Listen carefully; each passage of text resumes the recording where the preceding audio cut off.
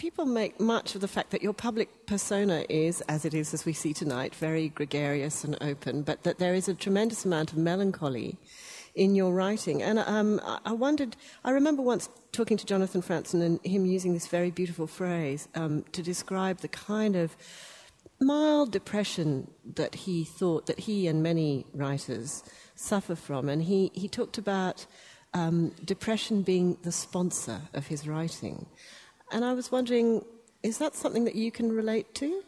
No, not really. I mean, just simply, I mean, I know what pleasure is, as I said, but I've also seen depression in other people, and I don't have it, and I don't suffer from it. But I mean, I think it is a funny business. There was a wonderful journalist and novelist in Spain, Manuel Vázquez Montalbán, and he wrote a wonderfully hilarious column in the newspapers in Spain, and he wrote really funny books. And I went to see him one day. We were sitting in a bar. God Almighty, he was the most boring. I hope he's not. No, he's dead now, but he couldn't be in the audience. But I mean, he was the most turgid person I'd ever met. And he sat looking at me. And every so often I'd say something, and I might try and encourage him to say something more about some joke he made, and he just would look at me, and he took a very dim view of everything. And I thought, that's what it is. I get it now. You know, in other words, that when I go home, I get all sad, and when he goes home, he gets all funny. But when I go out... No, but I mean, it's true. It's true. And what I'd love to do, I mean, and I sought psychiatric help for this, and I have to say the shrink was not helpful, you know. I mean, he was bemused about it. I said, look, I'd love an integrated personality. Could you do that for me? Like... that, you know, I could every so often maybe write a book that would have some jokes in it and stuff. And he said, but you don't want that, do you? And I said, no, I don't. He said, well then, hey, so what's wrong with you? I said, well, you know. So, you know, in other words... How much did you pay for that? Well, you know, quite a lot. But, I mean, it was interesting for him to say to me, but you don't want that, do you? And I say, I thought about it. No, I don't, no. No. I'm curious about that because you say that when you go home, again, this is a quote of yours, that when you go home, the humour evaporates on the page. But, for example, in The Master, you are very playful and you have a lot of fun and you create a wonderful sense of mischief around, say, the character of Lady Wolseley and her ridiculous ideas about the relationship between the British and the Irish.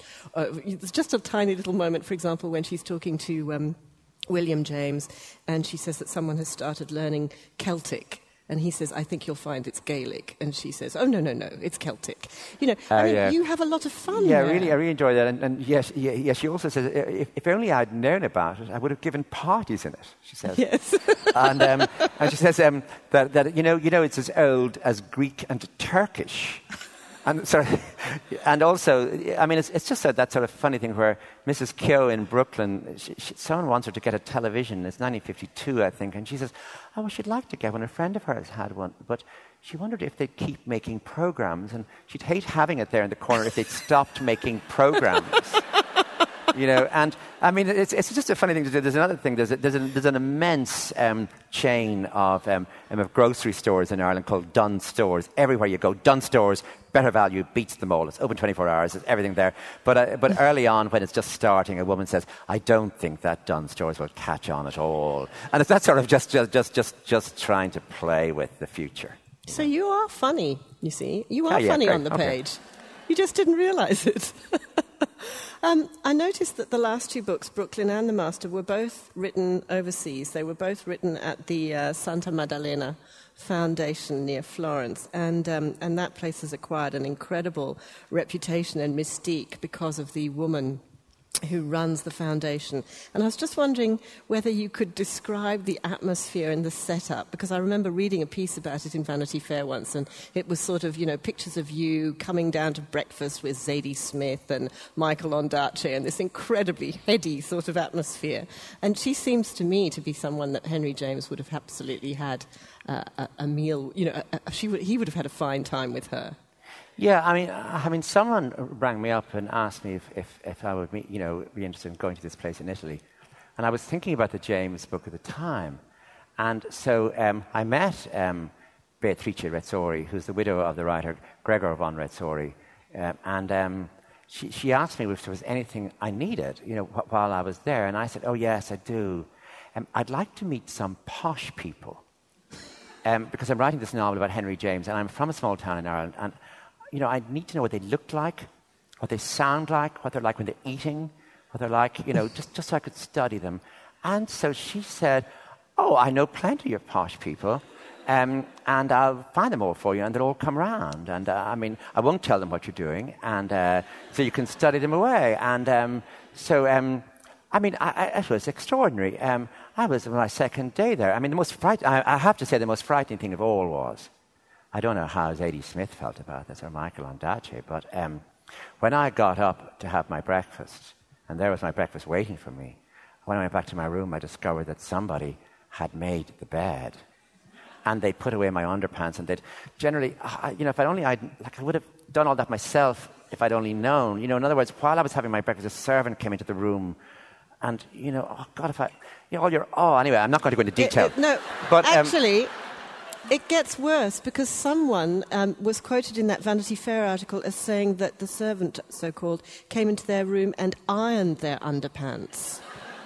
Yeah, no, she ironed my underpants. Yeah, no, she did, yeah, she did. And, she took a funny look at me later on, I have to say, that servant. But the second or third day, she said, there's a friend of yours coming. I said, who's coming? She said, oh, the Princess Volkonsky is coming. I said, Princess Volkonsky? Is she? Yes, she is. She's the granddaughter of Bolkonsky from Tolstoy, from War and Peace. And she's also the granddaughter of Stolypin, the Russian reformer, and she lives in Rome. She's very nice, and she's coming for lunch. And so she did. She arrived, and she was really terrific. And I had arranged that no matter what, I was stuck with the book. I wasn't suffering from writer's block. I just couldn't think what to put into the book at the beginning. I knew where I was going generally with the novel The Master, but I just needed to start with it. And so I have Henry James being visited by his old friend, the Russian princess. And, of course, I was, as she was talking, everything she said, she'd been brought up in Rome because there were exiles, and she was going back to Russia for the first time. So I just took everything she said. She read the book later on. She didn't seem to mind at all that I had just put her lock, stock, and barrel into the book. And then there were other people came who said things that were slightly secret and strange, and I put those into the book. So it was all terribly useful as an experience, and seeing Italy in that way. That in other words, Henry James lived outside Florence a lot, in a place called Bellasguardo, and Beatrice arranged for me to get a cheap rate at the hotel in Bellasguardo. Thank you to the hotel. They put me in a room with no window with a cheap rate. It was nice of them. But nonetheless, I did do that walk back down into Florence and coming up that Henry James did. I began to imagine myself, I'm bald, and I'm not fat, but I could be fat.